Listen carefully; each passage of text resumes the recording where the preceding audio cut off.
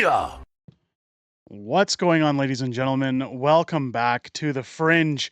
The Liberal Party is imploding. In fact, we are seeing a complete structural breakdown of the party as Justin Trudeau holds a press conference after losing a major riding in Toronto to simply beat around the bush and give usual totalitarian statements that we still have work to do and everything's fine. Nothing to worry about here. However, Justin Trudeau, of course, while ducking from the media for the most part regarding this historic loss on the by-election in Toronto and the painting that's really on the walls to say it's time to go and completely ignoring it, is now sending his own ministers out to defend as to why someone like Justin Trudeau should be sticking around as leader of the Liberal Party of Canada in order to go into the next federal election that we're going to see, I feel, sooner than later. Now, again, I do talk to some people behind the scenes, some people that are around or are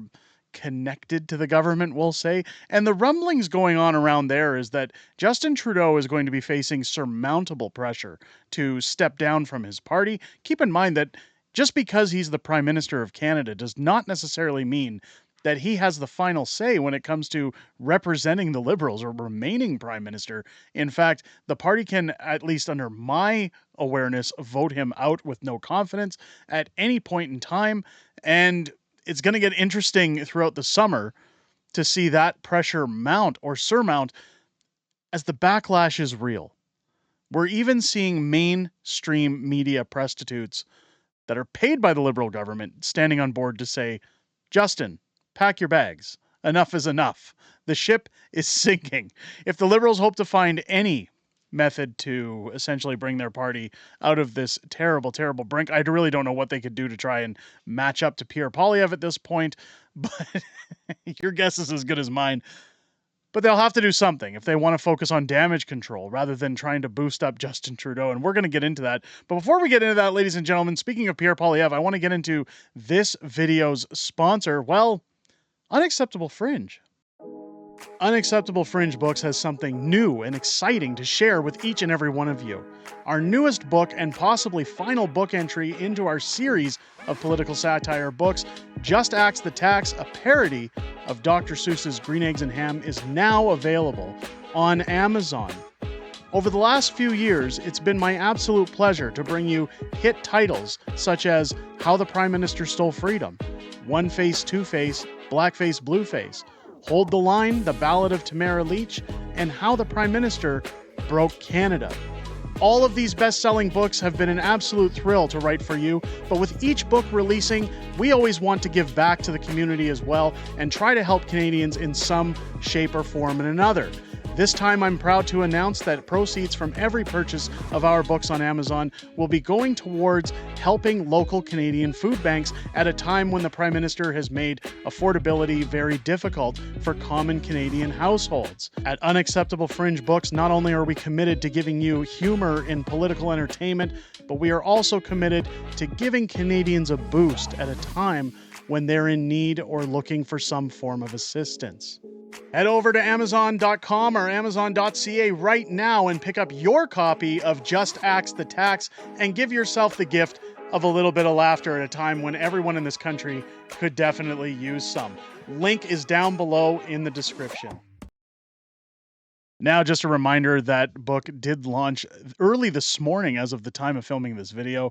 It would be wonderful to get that book back up to a bestseller and see how far we could get it pushed out. Make sure to share that out. Share it out with everybody you know. If you enjoyed How the Prime Minister Stole Freedom, if you enjoyed any of our other books, this is possibly going to be our final book here at Unacceptable Fringe, and I would really like to make a sizable donation to local food banks in response to the book's success. Now, that being said, ladies and gentlemen, no more beating around the bush. Let's get into what is going on in the Liberal Party of Canada. Here we go. Marty up north posting out again. Crystia Freeland actually calling Canadians cold, cruel, and small while propping up Miss Church in the Toronto riding. Let's I've skipped through the speech. I don't want you to have to watch the whole thing, but let's take a look at her actual quote. Let's take a listen. With unions, with industry, with government. That is Leslie's vision. That's the Liberal vision. That's why I'm really calling on the people of St. Paul's to go out there and vote for her. Because the alternative is really cold and cruel and small. The alternative is cuts and austerity, not believing in ourselves as a country, not believing in our communities and in our neighbors. Now that's rich coming from the same woman who was a part of the speech that Marty quotes here of calling Canadians a small fringe minority.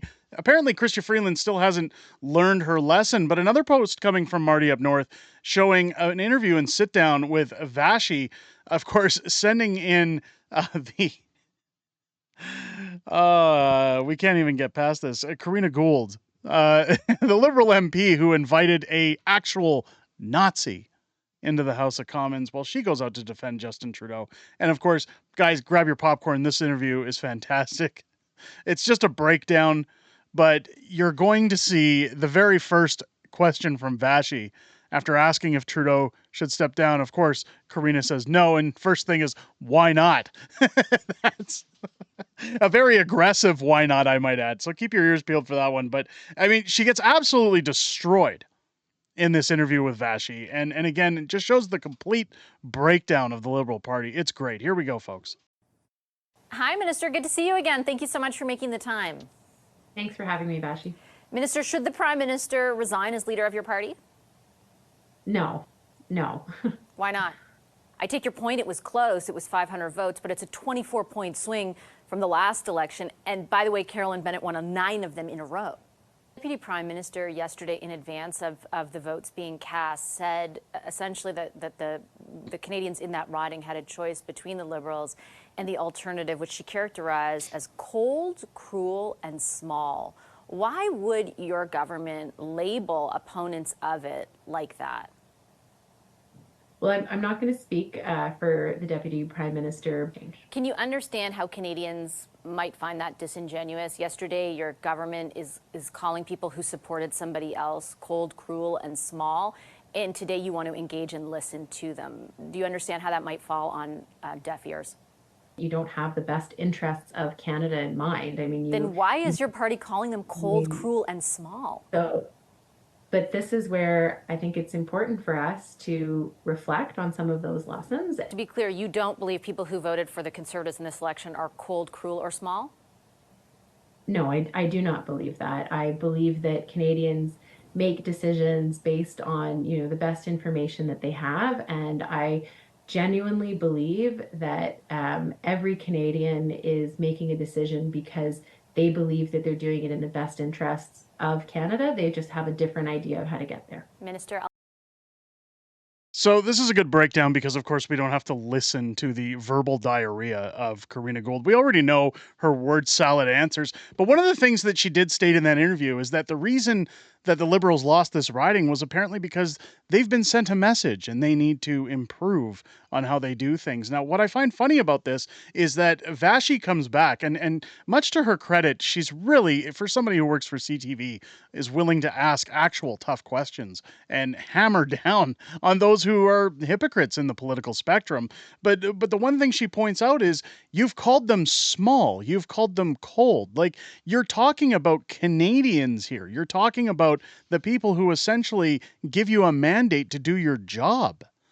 And of course, she comes up with every excuse in the world to say, well, we only call the people who don't agree with us those things. And if you don't agree with us, you're not on the right side of the spectrum. You're not aligned with all the checked boxes that make up a positive Canadian government. I mean, this is a textbook definition example of why the Liberals are not only out of touch, but that they need to go. They're so involved in huffing their own farts that they don't even understand where they're dropping the balls. And if they do, they don't care, which I'm willing to go with both. But of course, the best here was Chrystia Freeland again, trying to back up why She's defending Justin Trudeau, standing behind Justin Trudeau. You can see the worry on her face. And again, very twitchy, as Ryan Garrettson points out here. As usual, you can always tell when she's uncomfortable with interviews. It's almost like an anxiety trigger. She gets very twitchy and nervous. And what you can see here is her just trying to find any reason to back up that, hey, guys, we have faith and confidence in Justin Trudeau. Prime Minister, can the Prime Minister still stay on to lead the Liberal Party into the next election, given that you just lost one of the safest seats in the entire country last night? Yes, he certainly can. Can you explain why? Because everybody we're hearing from behind the scenes believes that the result last night means catastrophic losses across the country. If you cannot win in Toronto under Justin Trudeau, why should anybody believe you can win anywhere else under him? Our government is focused on working hard for Canada and Canadians and on delivering results for Canada and Canadians. That is what the Prime Minister is focused on. That is what we are all focused on. The Prime Minister is committed to leading us into the next election, and he has our support. He has our support, and he's committed to giving us results that we're never going to get, by the way, under a Liberal government. I guess, guys, we could go forever on this, and we're not going to any further, because I don't want to show quotes of Justin Trudeau defending himself, because what's the point? We all see the writing on the wall, and this is again where I said in yesterday's video that it's over. It's over. Like, Justin Trudeau will resign. I am confident that Justin Trudeau is either going to resign or he's going to have to call an election. And not because he chooses to or wants to, but because rather he's pushed into a corner at this point. What that reporter is pushing back on, and the one thing that you have to take away from this, is such a critical riding was lost. Now, this was almost a shoo-in guarantee. This would be the equivalent of a Liberal being voted in Alberta, or Pierre Poilievre not getting votes for his seat in his own riding.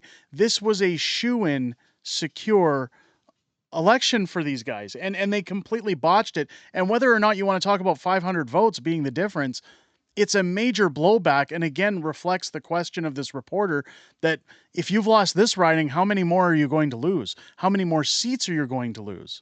You'll remember back to when I showed the non-confidence vote going through in the House of Commons that the Conservatives pushed through a few months ago, and stated during that video that you're witnessing the death or the funeral of every NDP, every Liberal, every Bloc supporter that wants to vote in favor of propping up Justin Trudeau, that Jagmeet Singh had no more excuses, that this was the beginning of the end. It was unraveling. The snakes were going to start biting their own heads on the Hydra.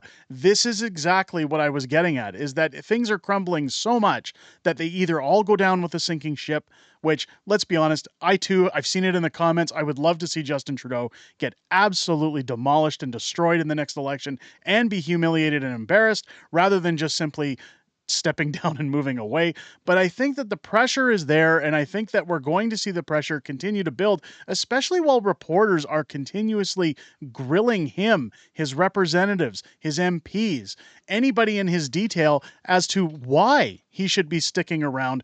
I think, again, it's going to get to a point where they're going to have to say, Justin, pack your bags. It's done. Go home. Call me crazy, but again, I maybe not. We'll see as time goes on, but let me know what you guys think down below. If it's your first time here, I hope this video has earned your subscription. Make sure to turn on your bell for notifications. Join us live here on the channel each and every Friday night for Friday Night Fringe. It's always a great time to see you guys there in the live chat. I always enjoy talking to you guys outside of making these videos, and look very forward to hearing what each and every one of you has to say in those live streams. Keep in mind, again, to go grab your copies of Just Axe the Tax. It's possibly our final book, and I'd really like to see it do well. We've really worked hard on this one to make sure that we brought you guys, if it was going to be our final book, kind of a swan song to what Unacceptable Fringe Books has done from the get-go in the publishing world. Again, link is down below if you guys want to support that. Grab your copies, and a portion is going to helping local food banks at a time where people can't afford groceries, they can't afford to eat. And again, every little bit helps. You guys get something for your money. We get something to give back. Everything works in unison. It's great. It's good to see. I hope you guys enjoyed this video and have a great rest of your day. I'll catch you on the next one.